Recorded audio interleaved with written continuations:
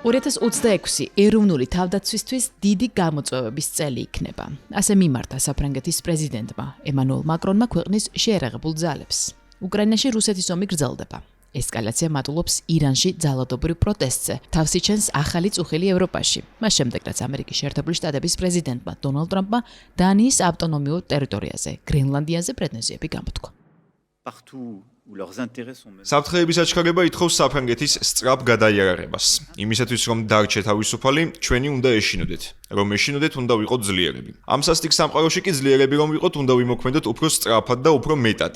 ეს კი ნიშნავს, რომ სახელმწიფომ უნდა გასწიოს ძალის ხმევა, რომ შესაბამისობაში მოვიდეს ეპოქასთან. ემანუელ მაკრონმა ეროვნულ დონეზე 3 ძირითადი პრიორიტეტი გამოხო.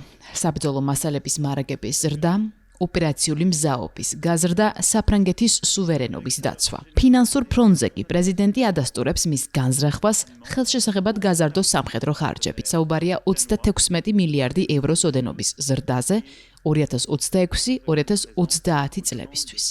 საფრანგეთის პრეზიდენტმა ასევე აღნიშნა, რომ ქვეყანა გააძლიერებს მის სამხედრო ყოფნას გრენლანდიაში.